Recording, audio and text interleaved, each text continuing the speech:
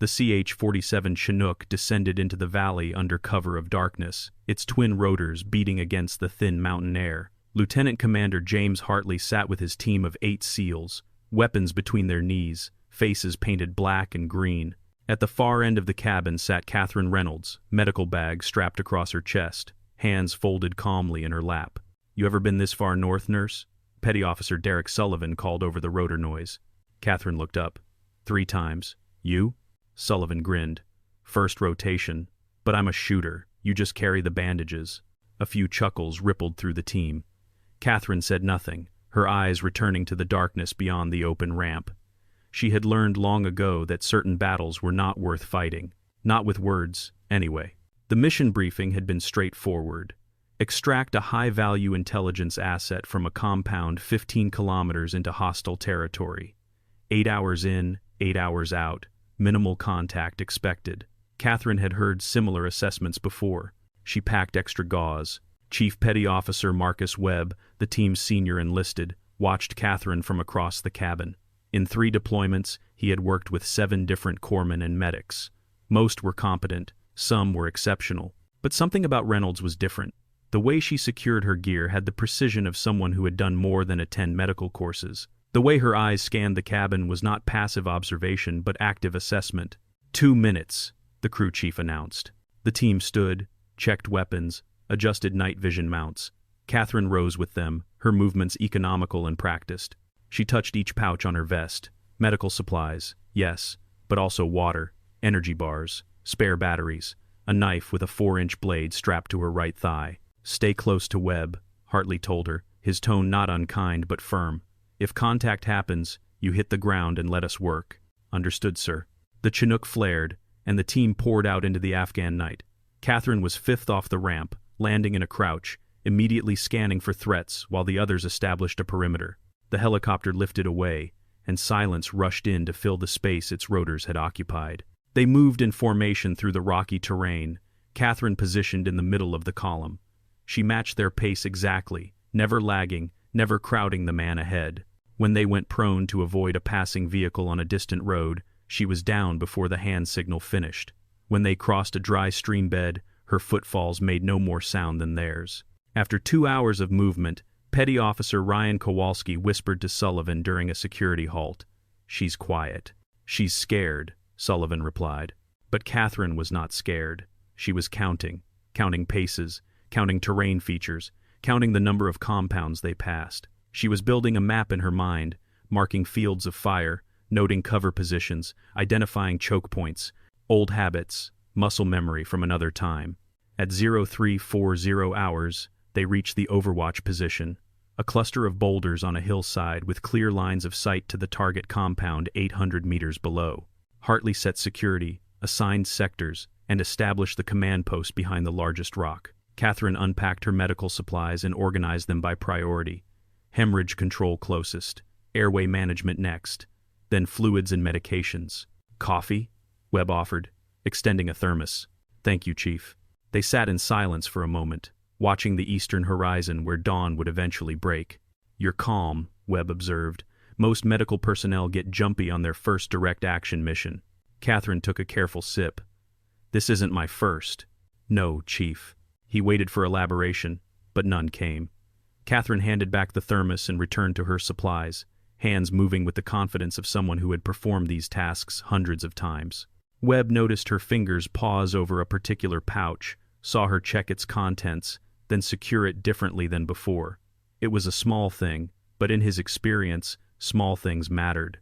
The compound below showed minimal activity. 2 guards walked lazy patrols. A light burned in one window.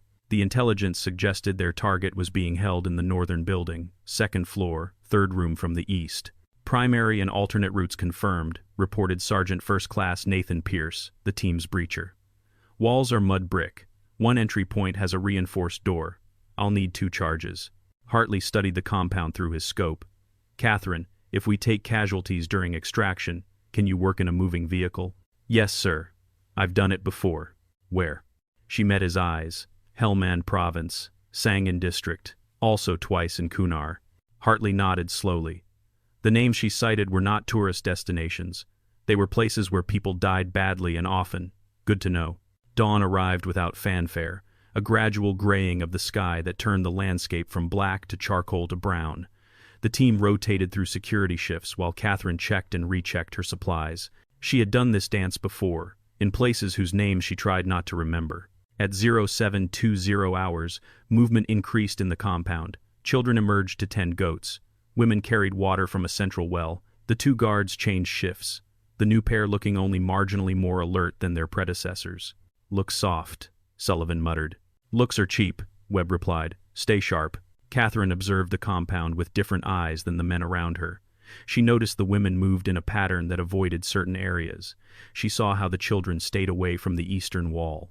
She noted the way dust had settled unevenly on the rooftops, suggesting recent foot traffic in specific locations.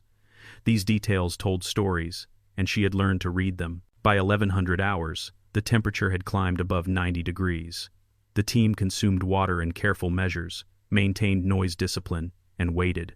This was the nature of their work. Hours of patient observation punctuated by minutes of controlled violence.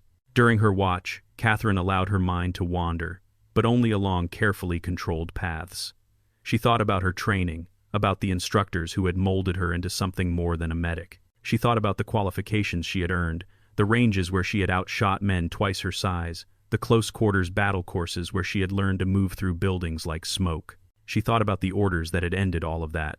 A hand touched her shoulder. Webb, signaling her watch was over. She acknowledged silently and moved back to the command post, where Hartley was reviewing the final assault plan with his team leaders. Initial entry team: Pierce, Sullivan, Kowalski. You clear the ground floor and secure the stairwell. Webb, you take Thompson and Martinez upstairs to locate the package. I'll hold the courtyard with Davidson. Katherine remains at the entry point to receive casualties. Questions? There were none. This was what they trained for, what they existed to do. At 1,430 hours, a battered truck entered the compound. 4 men dismounted, 2 carrying AK-47 seconds openly. They spoke with the guards, gestured toward the northern building, then departed. The guards seemed more alert afterward. Timeline just moved, Hartley said quietly. We go at 1,600. Full daylight, maximum chaos. Use their afternoon prayer routine for cover. The next 90 minutes stretched like hours. Katherine went through her mental checklist, reviewing tourniquet placement, reviewing chest seal procedures, reviewing the steps for treating tension pneumothorax. But underneath the medical knowledge ran another current. Sight pictures, breathing control, trigger discipline, immediate action drills for weapon malfunctions. She pushed those thoughts down. That was not who she was anymore. The orders had been clear. At 1,545 hours, the call to prayer echoed from a distant mosque. In the compound below, the guards set down their weapons and faced Mecca. The team began final preparations. Katherine helped Sullivan check his breaching charges. Her hands were steady as she verified the detonator connections. She had done this before too, though Sullivan did not know it. "You ever fire a weapon, nurse?" he asked, his tone less mocking than curious. "I've qualified with several," she replied, which was true, also insufficient. Qualified did not capture the thousands of rounds she had put down range. It did not describe the muscle memory that could strip and reassemble an M4 carbine in 18 seconds. It did not convey the small matter of her previous role, before the incident, before the review board, before her carefully negotiated reassignment to medical services. "Good," Sullivan said. "Stay behind us and you'll be fine." The assault began with precision. Pierce placed his first charge on the compound's outer gate, and the explosion shattered the afternoon stillness. The team flowed through the breach in textbook formation, moving with the coordinated efficiency of men who had rehearsed these movements until they became instinct. Katherine followed Webb into the compound, staying in her assigned position, scanning her sector while the shooters engaged threats. The initial resistance was minimal. 2 guards attempted to retrieve their weapons and died before reaching them. A third appeared in a doorway and fell to a 3-round burst from Martinez. The entry team reached the northern building. Pierce placed his second charge on the reinforced door. The blast echoed off the mud walls, and Sullivan went through first, weapon up, searching for targets. Ground floor clear. Webb's element started up the narrow staircase. Katherine established her casualty collection point at the base of the stairs, exactly where Hartley had designated. Through the doorway, she could see the courtyard, could see Davidson covering their 6 o'clock, could see the walls and rooftops beyond. could see the figures appearing on those rooftops. "Contact rear!" Davidson shouted, opening fire. The carefully planned operation disintegrated in seconds. What intelligence had missed, what reconnaissance had failed to identify, now revealed itself. This was not a holding facility. It was a trap. Automatic weapons fire raked the courtyard from 3 directions. Davidson went down immediately, hit in the leg and shoulder. Hartley dragged him toward cover as rounds sparked off the stone walls around them. "All elements, we are compromised." Hartley's voice cut through the radio. "Execute E&E protocol." But there was no escape and evasion. The compound's single exit was now a kill zone. Whoever had planned this ambush had studied American tactics and prepared accordingly. Katherine moved without thinking, pulling Davidson into the building while Hartley laid suppressing fire. The wounded SEAL's leg wound was catastrophic. Femoral artery compromised, blood pressure dropping rapidly. She applied a tourniquet high and tight, her hands performing the steps her mind no longer needed to consciously direct. "Katherine, can he move?" Hartley called. "Not without carrying him, sir." Upstairs, gunfire erupted. Webb's voice crackled over the radio. "Multiple hostiles, 2nd floor. Package is not here. Repeat, this is a dry hole." Pierce appeared at the top of the stairs, half carrying Kowalski, whose face was a mask of blood from a head wound. Katherine pulled them both down, began assessing injuries while the building shook with impacts from rocket-propelled grenades. The situation was deteriorating from critical to catastrophic. Outside, the volume of enemy fire increased. Inside, the team was pinned, wounded, and running low on ammunition. Katherine worked on Kowalski's head wound, determining it was superficial despite the dramatic bleeding, then moved to help Pierce distribute the remaining medical supplies. That was when she saw the calculations running in Pierce's eyes, saw him counting rounds, counting wounded, counting options. She had seen that look before, on the faces of men who understood they were about to die. "Chief," she called upstairs, "how many shooters do you count?" "At least 15, maybe 20. The math was simple and brutal. 8 SEALs, 2 seriously wounded, surrounded by a force nearly 3 times their size that held the high ground and knew the terrain. Without air support, without reinforcements, their options were exhausted. Katherine felt the old training surfaces, unbidden and unwelcome. She found herself analyzing fields of fire, identifying the rhythm of enemy movement, calculating angles and distances. She tried to push it down, to focus on her medical duties, but the tactical assessment ran parallel to everything else, an unwanted gift she could not return. The radio died at 1,623 hours. Martinez had been carrying the primary communications system, and an RPG had found his position. The backup radio, damaged in the initial assault, emitted only static. They were alone. Hartley made the only decision available: consolidate in the building, hold as long as possible, hope for a miracle. The team collapsed inward, dragging their wounded, abandoning the courtyard to enemy fire. They barricaded the ground floor, stacked furniture against windows, prepared for a siege they could not win. Katherine worked in the dim interior, moving between wounded men, rationing supplies that would not last. Davidson's bleeding was controlled, but he had lost too much blood. Kowalski was ambulatory but concussed. Thompson had taken shrapnel in his arm, and Sullivan's left hand had 2 fingers broken from impact with a doorframe during the retreat. "Count off," Hartley ordered. "Ammunition." The responses came in grim sequence. Webb had 3 magazines, Pierce had 2, Martinez was down to his last, Sullivan had 4, but his damaged hand made reloading difficult. Thompson could still shoot despite his arm wound. Katherine said nothing. She was medical personnel.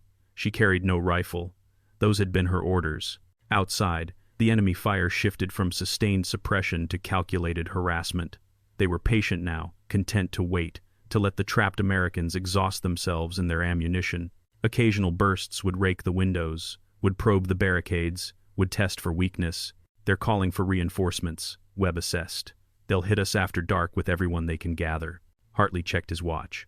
3 hours until sunset. 3 hours to prepare for a final stand. Katherine finished bandaging Thompson's arm and moved to check Davidson's vitals. The SEAL's skin was pale, pulse rapid and thready. He needed a hospital, needed blood, needed care she could not provide, in a besieged building in the middle of hostile territory. "Sorry, Doc," Davidson whispered. "Guess I messed up your quiet day. Save your strength." "You scared?" Katherine met his eyes. Yes, it was true, though not in the way he imagined. She was scared of what would happen when the ammunition ran out, scared of what orders she would follow or ignore when the enemy came through those barricaded doors, scared of the person she had been, the person she had promised not to be again. A burst of automatic fire shattered the upper window. Pierce returned fire, controlled pairs, making each round count. The afternoon wore on, marked by sporadic exchanges, by the gradual exhaustion of resources, by the mathematical certainty of their situation. At 1,702 hours, Webb came downstairs from a reconnaissance of the upper floor. His expression told Hartley everything. North wall is compromised. They're placing charges. When they blow it, they'll have a straight shot into this room. Time? Maybe 30 minutes? Maybe less? Hartley nodded slowly, accepting this new variable in an equation that had no solution. He gathered his team with his eyes, these men he had trained with and led into harm for 3 years. Listen up. When they breach, we stack left and right of the opening, let them funnel in, then we engage at close range. We make them pay for every step. Katherine, you stay in the far corner with Davidson and Kowalski. When it's done, you surrender. Tell them you're medical. They might. No, sir. The voice was Katherine's, but the tone was not one of discussion. It was the voice of someone stating a tactical assessment, someone who had commanded before. That's an order, Katherine. With respect, sir, it's an order I cannot follow. Before Hartley could respond, the world exploded. The enemy had placed their charges wrong or right, depending on perspective. Instead of creating a controlled breach in the north wall, they brought down a quarter of the second floor. The collapse buried 2 seals under rubble and created a gap through which gunfire immediately poured. Pierce went down, hit in the chest. His body armor caught most of it, but the impact threw him backward, ribs cracked, breath gone. Sullivan tried to cover him and took a round through his calf. The man screamed, went down, tried to crawl toward cover. His rifle skittered across the floor. It stopped 3 feet from where Katherine crouched. Time expanded in that moment, the way it did before critical decisions. She saw the rifle, saw Sullivan trying to reach it with his damaged hand and wounded leg, saw enemy fighters beginning to climb through the breach in the wall. She saw Hartley and Webb trying to cover multiple angles, saw their ammunition counters running toward 0, saw the mathematical inevitability of their deaths, saw the orders she had been given 2 years ago. You will not engage in combat operations. You will serve in medical capacity only. This is a condition of your continued service. Saw the faces of the men she had trained, the instructors who had shaped her, the targets she had hit at impossible distances. Saw Sullivan's blood spreading across the floor. Katherine Reynolds picked up the rifle. The weapon felt like coming home. The weight, the balance, the slight imperfection in the stock where someone had carved their initials, all of it familiar, all of it right. Katherine's hands moved without conscious thought, checking the magazine, verifying the chamber, flipping the safety to fire. "Nurse, put it down!" Webb shouted from his position by the window. She did not put it down. An enemy fighter appeared in the breach, weapon rising. Katherine's rifle came up smooth and fast, sight picture acquired, breathing controlled, trigger press gradual and perfect. The shot took him in the upper chest. He fell backward. The room went silent except for the ringing of ears. Every SEAL stared at her, not at the fact she had fired, but at how she had fired. The stance, the economy of movement, the single shot placed exactly where it needed to go. "Who the hell are you?" Hartley asked quietly. Katherine did not answer. 2 more fighters were coming through the breach. She engaged both, 2 shots each, center mass. They dropped. She moved to a different position, knowing that muzzle flash gave away location, knowing that static shooters were dead shooters. 3 o'clock window, she called, and Webb shifted to cover it before his conscious mind caught up with the fact that he was taking orders from their medic. The enemy attack, already committed, could not easily reverse. More fighters poured through the breach, and Katherine met them with precision fire. Not spraying, not panic shooting, but the controlled violence of someone who had done this before and done it well. She dropped to one knee beside Sullivan, still firing, still covering angles. "Can you shoot?" "My hand." "Can you shoot?" He nodded. She pulled him to a position where he could brace his rifle against debris, giving him a stable platform despite his injuries. "Cover the doorway, slow and steady, make them think twice." Sullivan did as instructed, because in that moment Katherine's voice carried the authority of someone who belonged in this chaos, someone who understood its rhythms and rules. Martinez appeared from the collapsed section of the second floor, dusty but mobile. Katherine directed him to reinforce Pierce's position without breaking her own rhythm of fire. She was not thinking now, just executing, letting years of training override the orders, override the promises, override everything except the immediate necessity of keeping her people alive. "Reloading," she called, dropping the empty magazine, seating a fresh one in 2 seconds flat.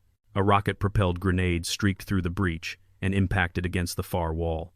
The explosion was devastating in the confined space, showering everyone with debris. Katherine felt something hot slice across her left shoulder but ignored it, acquiring her next target, servicing it with 2 rounds, moving to the next. The enemy fire began to slacken. They had expected a massacre, an easy finish to trapped prey.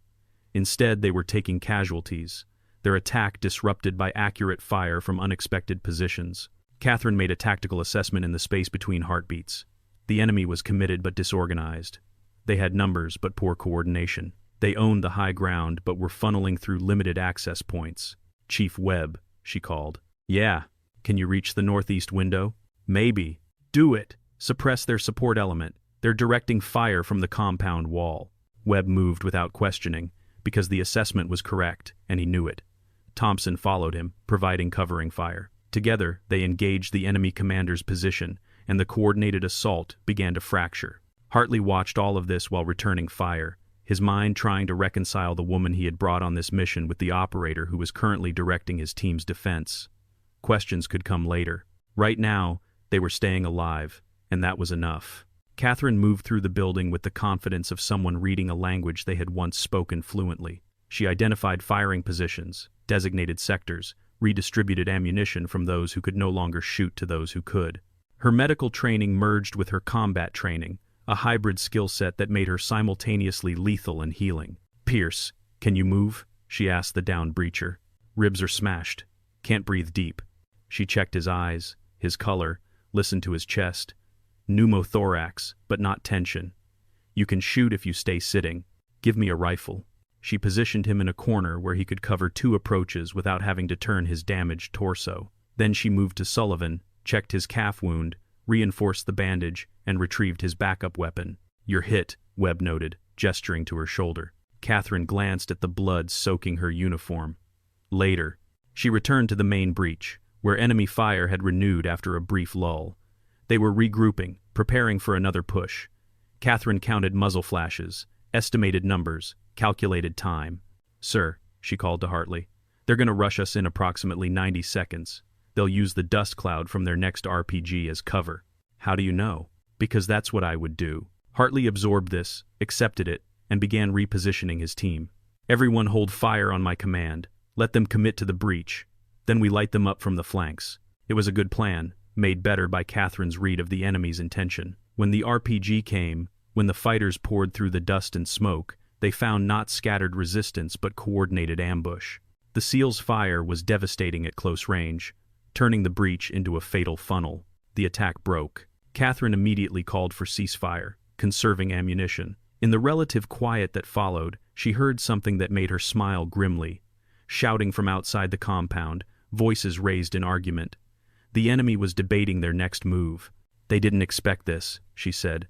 "They're reconsidering the cost." "Will they break off?" Martinez asked. "No, but they'll be more cautious, which buys us time." Time for what? No one asked. They had no reinforcements coming, no extraction plan, no communication with command. But time was still a commodity worth having. Katherine used it to check every wounded man, to redistribute supplies, to ensure each shooter had water and ammunition positioned within easy reach. She moved with quiet efficiency, and the SEALs watched her with new eyes. "You're not just a medic," Thompson said. "It was not a question. I'm whatever we need me to be right now." Webb approached Hartley at the command post, speaking low. "Sir, we need to address this. She's running tactical. The team is following her guidance. That's not chain of command." Hartley watched Katherine teaching Sullivan a technique for shooting with his injured hand. Watched the younger SEAL nodding, watched him immediately apply the instruction with improved effect. "Right now, Chief, I don't care if she's the janitor. She's keeping us alive. We'll sort out the rest if we survive." The afternoon stretched toward evening.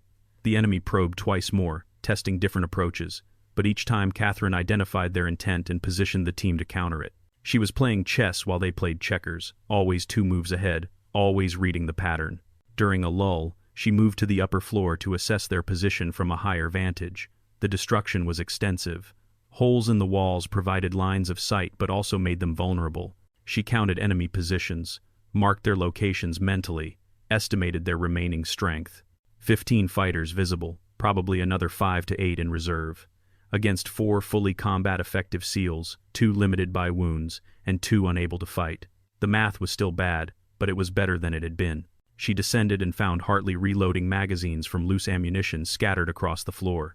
"Report," he said. Katherine gave him a concise tactical summary. Enemy strength, disposition, probable courses of action. She spoke the language of operations, orders, of military decision-making, of someone who had attended the same schools and courses as the men around her. When she finished, Hartley studied her for a long moment. "What happened to you, Katherine?" "I made a choice. They decided it was the wrong one. I got reassigned. From what to medical? From operational to medical." The weight of that statement hung between them. Operational meant shooter, meant someone on the assault force, meant someone trusted with the most dangerous and critical tasks. "Why didn't you tell us? Would it have mattered?" The orders were clear. "I'm medical personnel. I carry bandages, not rifles. You're carrying one now." Katherine looked at the weapon in her hands, this tool she had promised not to use again. "Yes, sir. I am." The enemy launched their next attack at 1,847 hours, just as the light began to fail. This time they used smoke grenades, trying to obscure their approach. Katherine countered by positioning the team to cover likely avenues rather than visible targets, forcing the enemy to move through predetermined kill zones. In the middle of the firefight, Davidson's condition deteriorated. His blood pressure crashed, his breathing grew shallow. Katherine was engaging targets when she heard Webb call for medical assistance. She finished her current magazine, dropped it, and transitioned from shooter to medic in the time it took to cross the room. Her hands, steady on the trigger moments before, were equally steady, placing an IV line, administering fluids, adjusting the tourniquet that had been in place too long. "Stay with me, Davidson," she murmured, checking his pulse, monitoring his level of consciousness. "You're pretty good with that rifle, Doc," he whispered.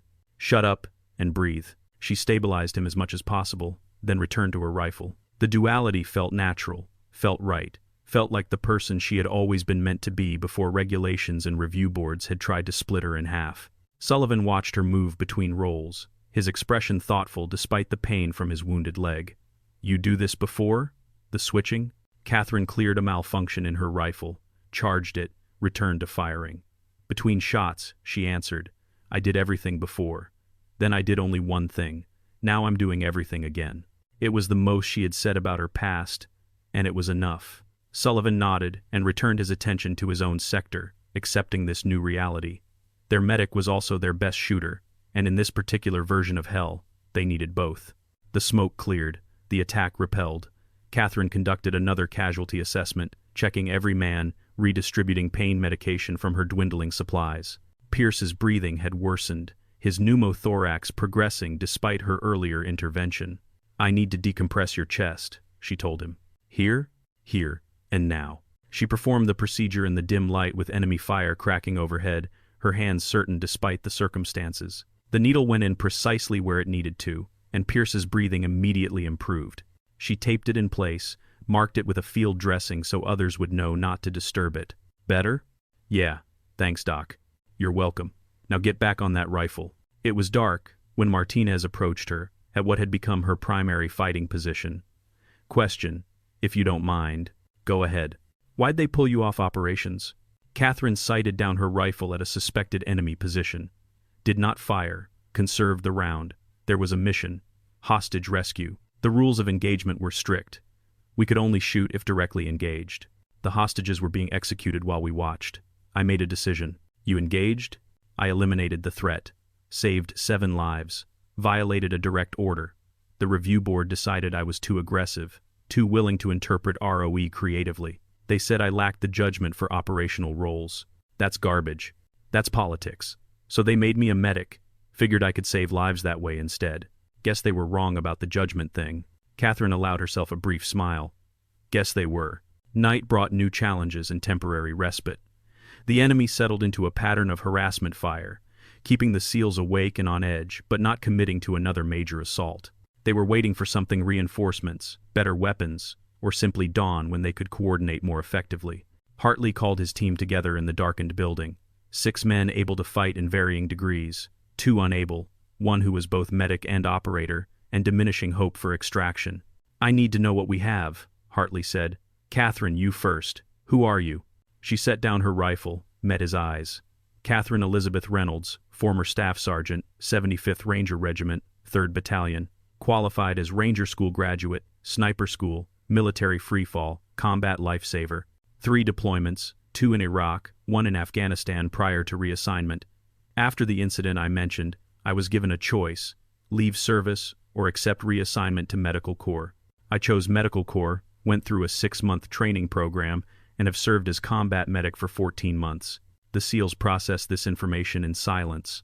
A Ranger, and not just any Ranger, but someone with qualifications that rivaled or exceeded their own in certain areas.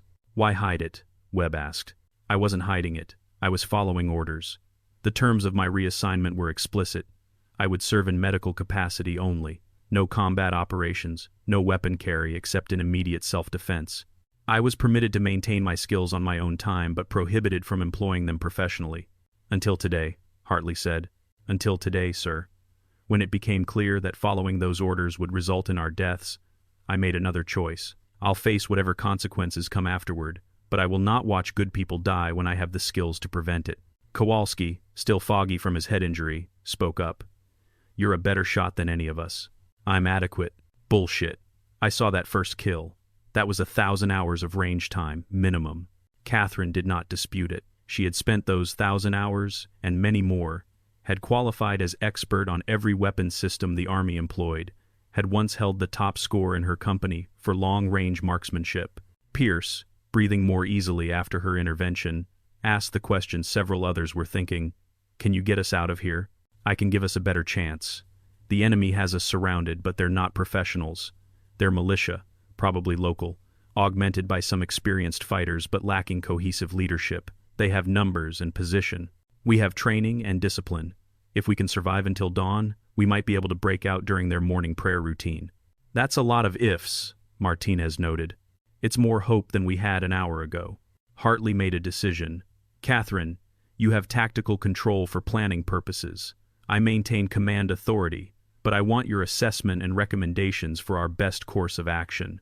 It was an unusual arrangement, but these were unusual circumstances. Katherine accepted the responsibility without hesitation, because she had trained for this, had prepared for this, even during the months when she was forbidden from doing exactly this. She gathered what intelligence they had, what ammunition remained, what physical condition each team member was in. She factored in terrain, enemy capabilities, likely reinforcement patterns, and weather.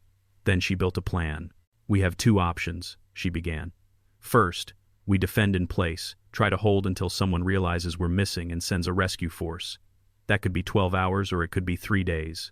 Davidson won't survive 3 days. Pierce probably won't either. The rest of us would be combat ineffective from exhaustion within 24 hours. Second option?" Webb asked. "We break out, hit them before dawn, during their lowest alert period. We move fast, move light, leave the building through an unexpected route, and punch through their weakest sector. We carry our wounded and we run until we reach ground we can actually defend, or until we make contact with friendly forces." "The wounded slow us down," Sullivan said, then quickly added, "Not saying we leave them, just stating fact." "They do slow us down," Katherine agreed, "which is why we need to reduce the load. I propose we split into 2 elements, a breakout team of our 4 most combat-effective personnel, and a security team that stays with the wounded and provides covering fire for our exit. Once the breakout team clears the immediate area, they can loop back to extract the security team and wounded." It was risky. It was desperate. It was also the only plan that did not end with them dying in this building. "I'll lead the breakout team," Hartley said. "With respect, sir, I should lead it. I have the most recent training in close-quarters battle, and I'm the best shot in this room. You're needed to coordinate both elements and make command decisions." The logic was sound, even if the implications were uncomfortable. Hartley had years of experience, but Katherine had skills honed specifically for the type of fighting they were about to do. "Who else on breakout?" he asked, accepting her assessment. "Webb, Thompson, and Martinez. Webb has the second-best marksmanship scores based on what I've observed. Thompson can move despite his arm wound, and Martinez has proven adaptable. Sullivan, Pierce, and Kowalski stay with you and Davidson, holding the building and covering our movement. When? Webb asked. Katherine checked her watch. 0430 hours. 2 hours before dawn. We use the darkness, hit them while they're tired and inattentive, and we move like our lives depend on it, because they do. The next 3 hours were spent preparing. Katherine distributed the remaining ammunition, prioritizing the breakout team but ensuring the rear guard had enough to sustain covering fire. She checked and rechecked everyone's medical condition, stabilized Davidson and Pierce as much as possible, and ensured Kowalski understood his role despite the concussion. At 0400 hours, she gathered the breakout team for final coordination. In the darkness, she sketched their route, using a red lens flashlight on a piece of cardboard. We exit through the northwest corner where the wall partially collapsed. It's the point they've guarded least because the rubble makes it look impassable. We make it passable. Martinez goes first, clears the immediate area. Thompson follows, secures left. I go third, secure right. Webb comes last, provides rear security. We move in diamond formation after that, with me on point because I have the best low-light visibility and close-range reflexes. You sure about that? Webb asked. It was not challenge, just verification. I've done this before, Chief. Trust me or replace me, but decide now. Webb looked at Hartley. The lieutenant commander nodded. Webb returned his attention to Katherine. I trust you. Just keep us alive. At 0415 hours, they moved into position. Katherine led them to the northwest corner, where 2 walls had partially collapsed from earlier fighting.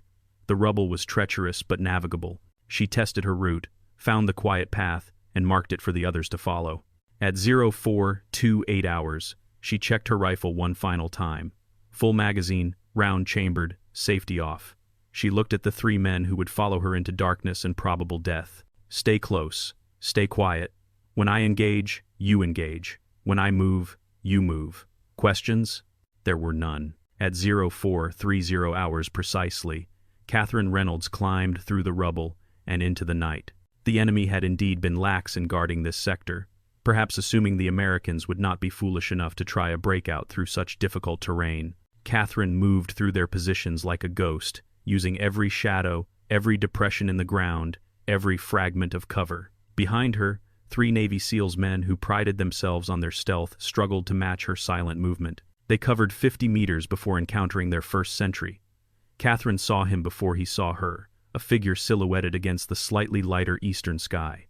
She closed the distance, eliminated the threat with her knife rather than her rifle, and dragged the body into shadow. The entire engagement took 6 seconds and made no sound louder than an exhaled breath. Webb watched this with professional appreciation. He had trained with Army Rangers before, had cross-trained with Delta and Special Forces, but he had never seen someone move quite like Katherine moved. She was not just competent, she was exceptional. They reached the compound wall. Katherine identified the guard tower, counted the men in it, calculated angles. She hand-signaled to Webb. 2 targets, simultaneous engagement required. He nodded, understanding. On her mark, they fired together. Both guards dropped. The team was over the wall in 15 seconds, spreading into their diamond formation, moving toward the tree line 200 meters distant. Halfway there, someone shouted behind them. The alarm had been raised. Automatic weapons fire ripped through the darkness, high and poorly aimed but increasing in volume. "Run," Katherine commanded, and they ran. The covering fire from the building erupted behind them, Hartley's team engaging to draw attention away from the breakout element. It worked. Most of the enemy fire shifted back toward the building, giving Katherine's team the seconds they needed to reach the trees. Once in the relative safety of the vegetation, Katherine halted them. 30-second security halt, drink water, check ammunition, prepare to move again. They were breathing hard but still combat effective. Katherine allowed herself to feel a moment of hope. They had made it this far. Now they needed to complete the loop, circle back, and extract their wounded before the enemy realized what had happened. That was when the helicopter appeared. The UH-60 Black Hawk came in low and fast, its door gunners already engaging targets around the compound. It was not the rescue they had expected, because they had called for no rescue, but someone had noticed their absence, had tracked their last known position, and had sent a quick reaction force. "All friendly elements, mark your position," a voice called over the emergency frequency. Katherine keyed her backup radio. the one she had been carrying but assumed was dead like the primary. Breakout team, 200 meters northwest of compound in tree line. 4 personnel, combat effective. Rear guard, still in northern building, Hartley's voice added. 4 personnel, 2 critical wounded, taking heavy fire. The helicopter made its decision instantly. It could not land in the compound under that volume of fire, but it could suppress the enemy positions long enough for the building's occupants to evacuate. Katherine, the pilot's voice came through, and she recognized it. Chief Warrant Officer Rachel Brennan, someone she had worked with 2 years ago, before the reassignment. Can your element move to alternate LZ? Katherine checked her map, oriented herself. Affirm. Grid NA 384-72156. Approximately 15 minutes, at tactical pace. Roger. We'll extract the building first, then come for you. Stay low, stay quiet. The Black Hawk circled the compound, its guns devastating the enemy positions. Katherine watched through the trees as Hartley's team emerged from the building, carrying Davidson and Pierce. The helicopter descended just long enough for them to load aboard, then climbed steeply, taking fire but absorbing it into its armored hull. Move, Katherine told her team, and they moved. 15 minutes later, they reached the alternate landing zone, a small clearing barely large enough for the helicopter. It came in hard, flared at the last second, and the team scrambled aboard. As the Black Hawk climbed away, Katherine looked down at the compound, at the building they had defended, at the bodies scattered around it. The pilot's voice came through her headset. Katherine Reynolds. Heard you picked up a rifle again. Circumstances required it, ma'am. I'm sure they did. We'll discuss it when we get back. The 20-minute flight to forward operating base was silent, except for the rotors. Katherine sat with her team, helping the crew chief treat the wounded, her hands returning to medical mode now that the immediate crisis had passed. When they landed, the base was a flurry of activity. Medical teams rushed to take Davidson and Pierce. Intelligence officers descended to debrief the team, and standing near the operations center, waiting with an expression that promised difficult conversations ahead, was Colonel Marcus Freeman, the officer who had overseen Katherine's reassignment 2 years earlier. But first came the medical checks, the preliminary debriefs, the administrative processing of people who had nearly died. Hartley's team was separated, each member giving individual accounts of what had happened. When Katherine's turn came, she told the truth. She had violated her reassignment orders. She had engaged in combat operations. She had led tactical movements and made command decisions. She had done everything she had promised not to do. The intelligence officer taking her statement looked up from his notes. And you believe this was justified? I believe 8 American service members are alive who would otherwise be dead, sir. I'll accept whatever consequences come from my actions, but I won't apologize for them. After the formal debrief came the informal gathering. The SEALs had been given quarters to rest, recover, and decompress. Katherine found them in a corner of the base, sitting together the way teams did after missions, processing what they had survived. Webb saw her first. He stood, and the others followed. There was a moment of awkward silence, these men who had learned today that their medic was also a warrior, uncertain how to address this new reality. Then Webb extended his hand. Staff Sergeant Reynolds. Katherine shook it. It's just Katherine, Chief. I'm still Medical Corps. Maybe not for long, Martinez said. Once word gets out what happened. Word will get out, Sullivan confirmed. And there will be questions about why someone with your skills was sidelined. Hartley appeared in the doorway, still wearing the dust and blood of the mission. He looked at Katherine for a long moment before speaking. I wrote my preliminary report. I described what happened, including your role. I also included my opinion that your reassignment was a waste of capability, and that your actions today exemplify the kind of initiative and judgment we need in special operations. Sir, you don't have to. I know I don't have to, but I'm going to. Because what I saw today was not someone violating orders. What I saw was someone making the right call in an impossible situation. That's exactly the kind of judgment that got you into trouble before, and it's exactly the kind of judgment that saved us. Katherine nodded, not trusting herself to speak. These men, who had started the day barely noticing her, were now putting their careers on the line to defend hers. Besides, Kowalski added, you still need to finish treating my concussion. Can't let you get kicked out before you clear me for duty. The tension broke with quiet laughter. Someone produced coffee, and they sat together as the Afghan dawn brightened outside, processing the mission, the fight, the survival. 3 days later, Katherine stood outside Colonel Freeman's office, her dress uniform crisp, her mind calm. She had spent the intervening time continuing to treat the wounded, debriefing with various levels of command, and preparing for this moment. The door opened. "Come in, Reynolds." Freeman's office was sparse, decorated only with the memorabilia of a career spent in service. He gestured to a chair. She sat. "I've read the reports," Freeman began. "All of them. The team leaders, the individual statements, the tactical analysis from intelligence. I've also had conversations with some people who have strong opinions about your actions." Katherine waited. "You violated the terms of your reassignment. The terms were clear. Medical duties only, no combat operations. You not only engaged in combat operations, you led them. You made tactical decisions. You commanded experienced operators. All things you were explicitly prohibited from doing." "Yes, sir." "Do you have anything to say in your defense?" Katherine met his eyes. "No, sir. My actions speak for themselves. If the consequence is separation from service, I accept that. But I will not say I was wrong to do what I did." Freeman leaned back in his chair, studying her. "2 years ago, you were one of the most promising young operators in the Ranger Regiment. Your instructors said you had the potential to go anywhere, do anything. Then you made a choice in that hostage situation. You killed 3 men who were executing unarmed civilians, despite rules of engagement that prohibited offensive action. I remember, sir. The review board decided you were too aggressive, too quick to interpret orders in ways that suited your tactical assessment rather than policy requirements. They said you lacked the judgment for operational roles. I disagreed, but I was outvoted." This was new information. Katherine had not known Freeman had opposed her reassignment. "I thought," Freeman continued, "that medical service would give you a way to contribute while keeping you out of situations where your tendency to prioritize mission success over rule compliance would create problems. I was wrong." He pulled a folder from his desk. "This morning, I received a request from Naval Special Warfare Command. They want to attach you to SEAL Team operations as a combat medic with tactical authority. They've requested your reassignment to a new program that's being established.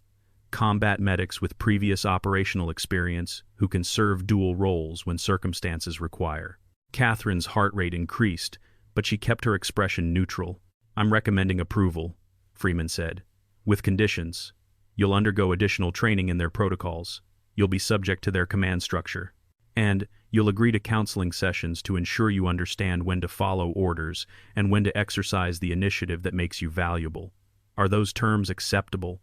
"Yes, sir." Freeman stood, offered his hand. "Don't make me regret this, Katherine." She shook his hand firmly. "I won't, sir." 6 months later, Katherine Reynolds stood in the briefing room of a classified location, listening to the mission parameters for an operation she could not discuss, in a place whose name she could not share. Around her sat operators from multiple special operations units, planning a mission that would require medical expertise, tactical precision, and someone willing to make hard choices. She was still a medic. She still carried gauze and tourniquets, still knew how to save lives under the worst conditions. But now she also carried a rifle, and when circumstances required, she was authorized to use it. The team leader, a Marine raider she had worked with twice before, finished the briefing and looked around the room. "Questions?" Katherine raised her hand. "Rules of engagement, sir?" "Defensive force, authorized. Offensive action requires my direct approval." She nodded, satisfied. Clear rules, clear authority, clear understanding of when to ask and when to act. After the briefing, as the team conducted equipment checks, the Marine approached her. "I read about Afghanistan, about what you did with the SEALs. It was necessary. I know. That's why you're here. Because when it's necessary, you do what needs doing. Just remember, follow the orders when you can. Break them only when you have to." Katherine smiled slightly. "That's the same advice Colonel Freeman gave me, sir." "Smart man, Freeman. You should listen to him." "I intend to, sir." That night, sitting in her quarters, Katherine cleaned her rifle with the same care she organized her medical supplies. Both were tools of her trade now, both necessary, both part of who she was. The Army had tried to make her choose between warrior and healer, had tried to split her into pieces that fit their administrative categories. She had proven that some people could not be split, some people were meant to be whole. Somewhere in the world, there were people who needed saving, and when the time came, Katherine Reynolds would save them, with medicine if possible, with her rifle if necessary, but she would save them. That was who she was. That was who she had always been. And finally, the orders agreed.